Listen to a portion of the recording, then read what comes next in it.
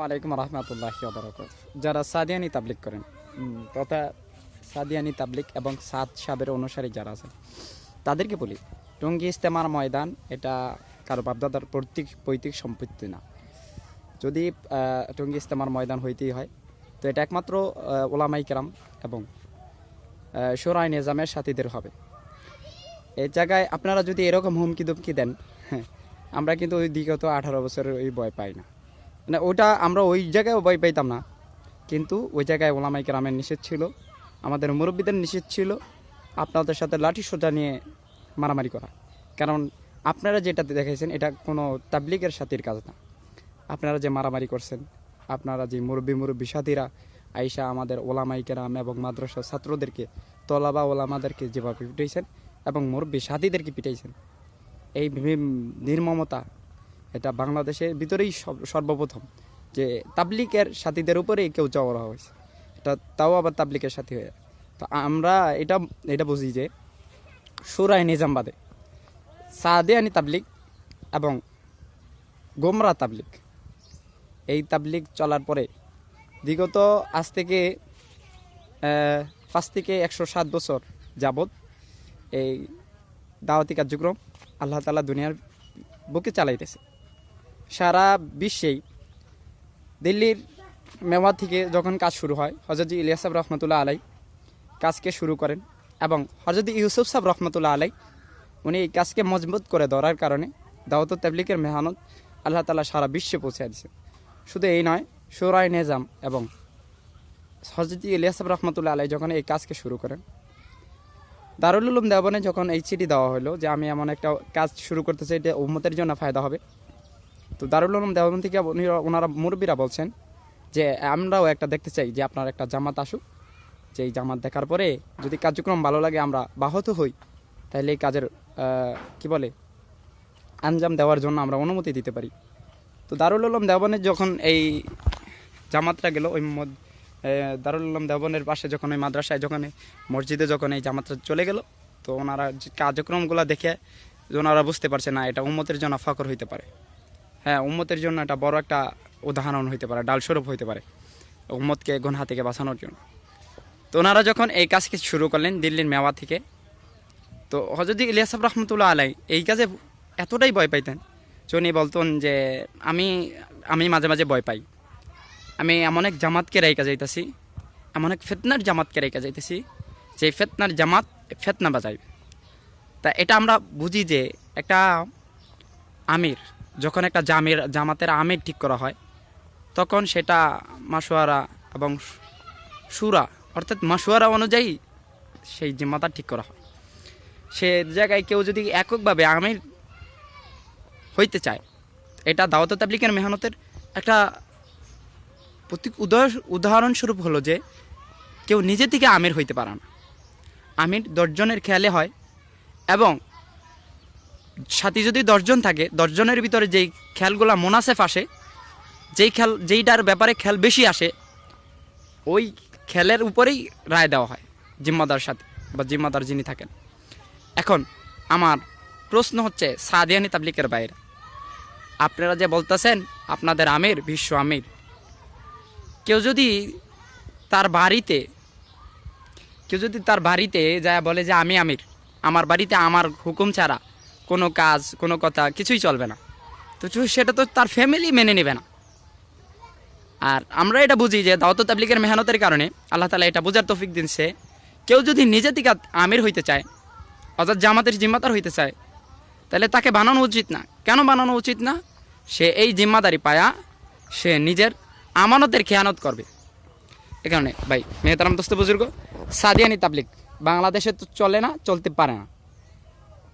বিগত 107 বছর 105 বছর যাবৎ আমরা দেখছি যে শোরাই নিজাম অর্থাৎ দিল্লির মেওয়াতে যেই জামাত শুরু হয়েছিল, যেই দাওয়াত তাবলিগের মেহনত শুরু হয়েছিল, এটার সুনির্দিষ্ট একটা তথ্য হচ্ছে হযরত ইলিয়াস সাহেব রহমতুল্লাহ আলাই এবং ওনার ভাতিজা হযরত ইউসুফ সাহেব রহমতুল্লাহ আলাই, ওই যুগের ইউসুফ সাহেব রহমতুল্লাহ আলাই উনি ছিলেন ওই যুগের শাইখুল হাদিস, বড় মাপের একজন আলেম।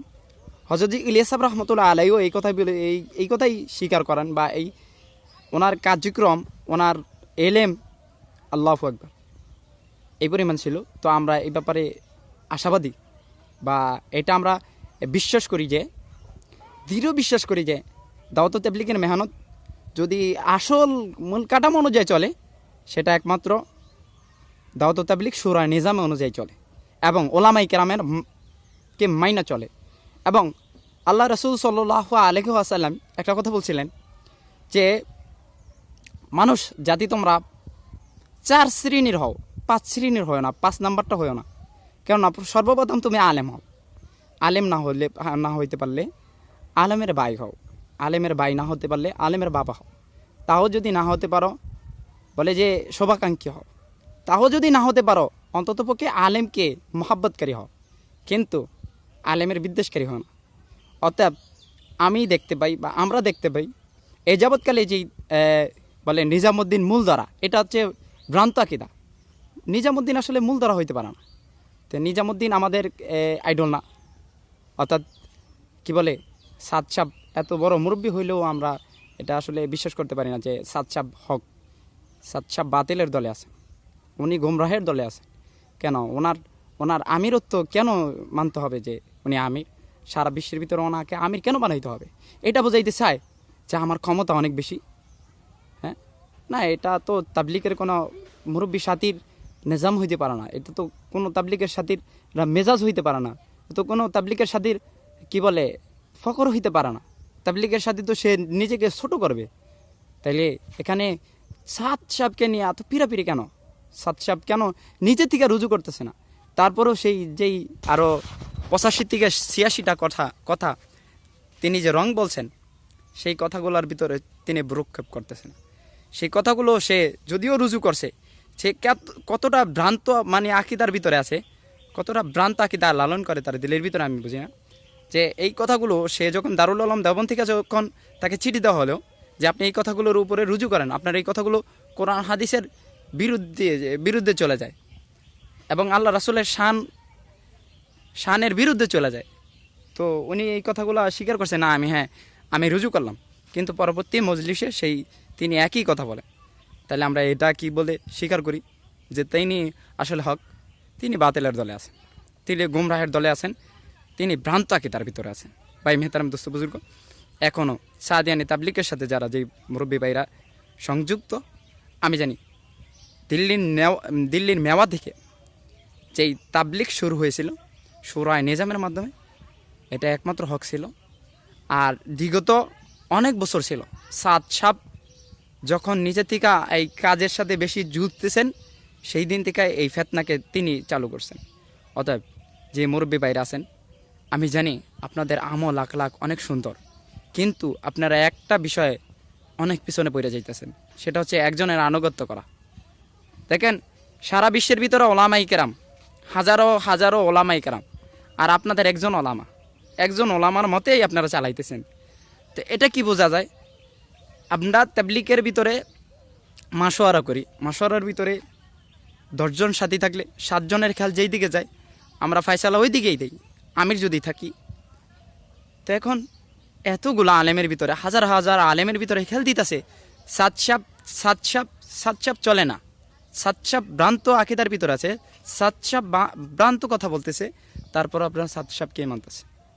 তাহলে এটাই বোঝা যায় যে সাধারণত দুনিয়ার ভিতরে পীর পূজা যারা করে, মাজার পূজা যারা করে, তারা তো একজনকেই মানে। তারপরে ওলামাই কেরাম তাদেরকে বলে না, এর কাছে যাওয়া যাবে না, শিরিক হয়, ইনি শিরিক করে। আপনার চোখের সামনেও হইতেছে, তারপরে এরা মানে না। তো আপনারও তো একই সিলসিলার হয়ে গেলে। এ কারণে আপনাদের আমল আখলাককে ঠিক করার জন্য আমি উদারত আহ্বান জানাবো, বিশেষ করে আমার তাবলিগের সাথী ভাইরা যারা আছেন, আপনাদের আমল আখলাকের জিম্মাদারি সাদ সাহেব নেবে না। আমি জুবায়ের পন্থী না, আমি শূরায়ে নিজামের অনুসারী। আমি ফয়সালা মাশওয়ারা অনুযায়ী ফয়সালা হয়, এই ফয়সালার উপরে আমি মাকবুল থাকার চেষ্টা করি।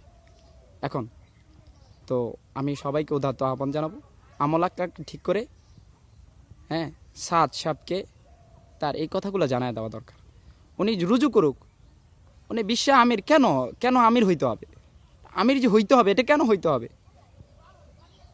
উনি এই তাবলিগটাকে কেন ফাটল সৃষ্টি করলেন? এত এত হাজারো হাজারো ওলামাই কেরাম, ওনাদেরকে বাদ দিয়া আপনার একজনকে কেন মানতেছেন বলেন আমার?